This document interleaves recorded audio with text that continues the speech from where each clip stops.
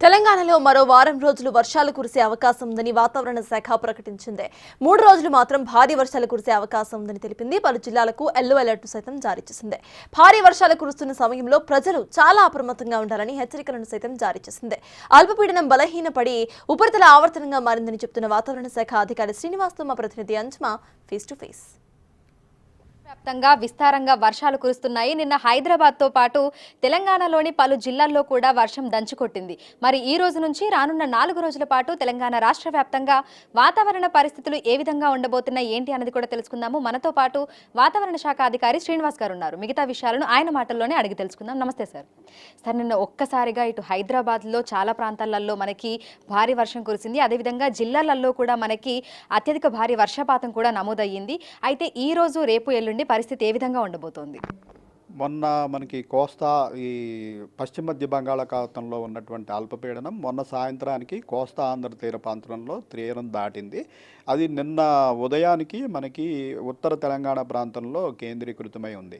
దీని ప్రభావంతో నిన్నంతా మనకి మాయిశ్చర్ అక్యుములేషన్ మనకి అరేబియన్ సముద్రం నుంచి అలాగే బంగాళాఖాతం నుంచి వచ్చి మనకి రాష్ట్రంలో విస్తృతంగా వర్షాలు పడడం జరిగింది. మెయిన్గా మన సిటీలోని 3 జిల్లాల్లో అత్యధిక వర్షపాతం నిన్న రికార్డ్ అయింది. సో తెలంగాణ రాష్ట్ర వ్యాప్తంగా చూసుకుంటే ఎక్కడెక్కడ నిన్న అత్యధిక భారీ వర్షపాతం నమోదయ్యింది?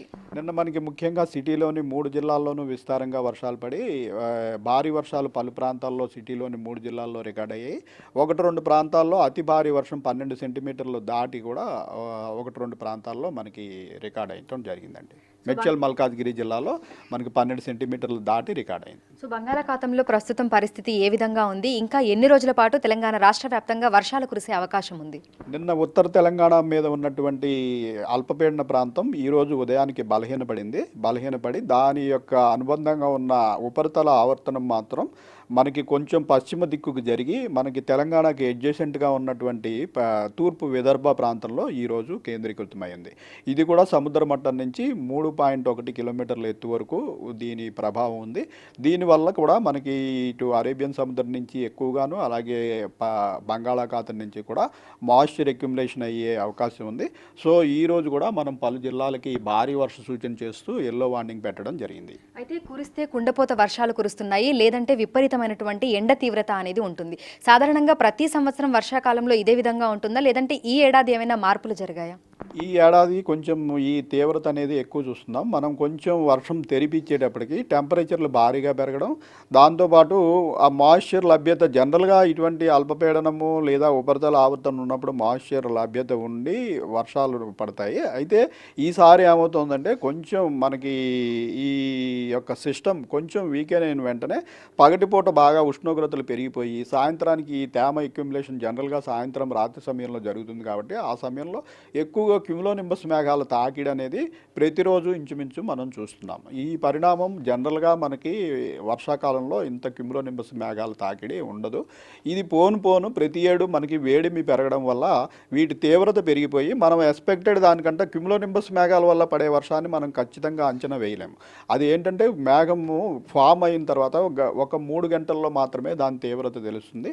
మామూలుగా మనకి ఈ అల్పపీడనము లేదా ఉపరితల ఆవర్తనం ఉన్నప్పుడు దాని యొక్క ఇంటెన్సిటీని బట్టి మనం ఎంత వరకు వర్షపాతం పడే అవకాశం ఉంటుంది, భారీ వర్షమా అతి భారీ వర్షమా అన్నది మనం అంచనా వేయగలుగుతాము.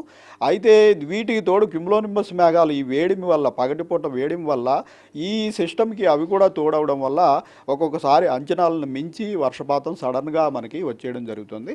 ఇటువంటి పరిణామాలని మనం నౌకాస్టింగ్ అనేది ప్రతి 3 గంటలకి మనం రాడార్ పిక్చర్ మీద యాక్చువల్గా క్లౌడ్ ఫార్మేషన్ చూసి బులెటిన్స్ రిలీజ్ చేస్తుంటాం. అటువంటి వాటిల్లో మనం వీటిని కవర్ చేస్తున్నాం. సో గత ఏడాదితో పోలిస్తే ఈసారి అంటే సెప్టెంబర్ 2వ వారంలో వాతావరణ పరిస్థితులు అనేవి ఏ విధంగా ఉన్నాయి? వర్షపాతం ఎంతవరకు నమోదయ్యింది?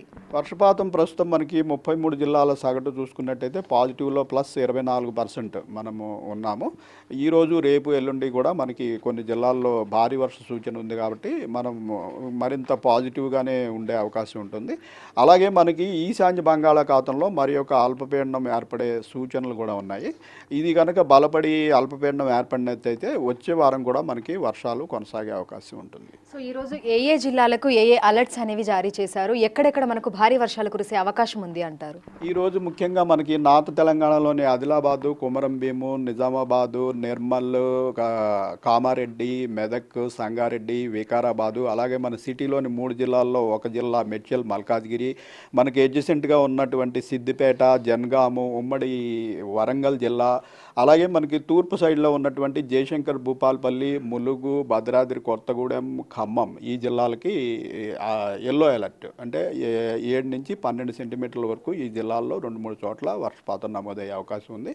మిగిలిన జిల్లాల్లో మన సిటీలోని మిగిలిన 2 జిల్లాల్లోనూ కూడా 5 నుంచి 7 సెంటీమీటర్ల వరకు moderate rain, at times intense spells, అంటే అప్పుడప్పుడు ఒక అరగంట 40 నిమిషాల పాటు ఇంటెన్స్ స్పెల్స్ కూడా ఉరుములు మెరుపులతో కూడిన జల్లులు, అలాగే ఈదురుగాలు కూడా అవకాశం ఉండటం వల్ల థండర్స్టార్మ్ వార్నింగ్, అలాగే ఈదురుగాలుల వార్నింగ్ కూడా ఇవ్వడం జరిగింది. సో జీహెచ్ఎంసీ పరిధిలో వాతావరణ పరిస్థితులు ఏ విధంగా ఉండే అవకాశం ఉంది అంటారు? సిటీలోని 3 జిల్లాల్లోనూ కూడా ఈరోజు సాయంత్రము, రాత్రి మనకి వైడ్ స్ప్రెడ్ రెయిన్స్ అయితే ఉండే అవకాశం ఉంది. మేడ్చల్, మల్కాజ్గిరి జిల్లాలో కొంచెం ఇంటెన్సిటీ ఎక్కువ ఉండే అవకాశం ఉన్నందున అక్కడ మనకి భారీ వర్షం సూచన చేస్తూ ఎల్లో వార్నింగ్ పెట్టాము.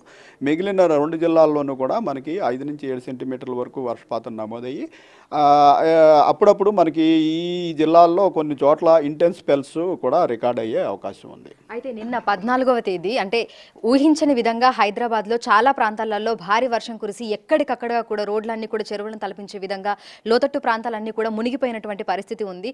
అంటే అది ముందే ఊహించారా, లేదంటే అకస్మాత్తుగా జరిగిపోయింది అంటారా? నిన్న మనం మార్నింగ్ పరిస్థితిని బట్టి మనకి ముఖ్యంగా పశ్చిమాన ఉన్న మనకి ఎడ్జసెంట్గా ఉన్నటువంటి వికారాబాదు, సంగారెడ్డి, కామారెడ్డి, ఈ మహబూబ్ నగర్ ఈ ప్రాంతాల్లో భారీ వర్ష సూచన ఉంది. మన సిటీలో మోడరేట్ వర్షపాతానికి, అంటే 5 నుంచి 7 సెంటీమీటర్ల వరకు వర్షపాతానికి మనం సూచన చేయడం జరిగింది. అయితే మనకి నిన్న పగటిపూట ఇంచుమించు మధ్యాహ్నం 3-4 గంటల వరకు మనకి ఎండ కాసి టెంపరేచర్లు 33 డిగ్రీల వరకు పెరగడంతో మనకి సిటీ ప్రాంతంలో ఏమవుతుందంటే హీట్ ఐలాండ్ ఎఫెక్ట్ అని చెప్పేసి ఈ సిటీ ప్రాంతంలో వేడిమి మనకి సరౌండింగ్గా ఉన్న రూరల్ డిస్ట్రిక్ట్స్ కంటే ఎక్కువ ఉండేటప్పటికి ఈ ప్రాంతం నుంచి భారీగా వేడిగాళ్ళు అనేవి పైకి పోవడం, దీంతో సరౌండింగ్ డిస్ట్రిక్ట్లో ఉన్న మాయిశ్చర్ కూడా ఇక్కడికి అట్రాక్ట్ అయిపోయి వచ్చేసి ఇక్కడ క్యుములోనింబస్ మేఘాలు ముందు సిటీలోని వివిధ ప్రాంతాల్లో చిన్న చిన్న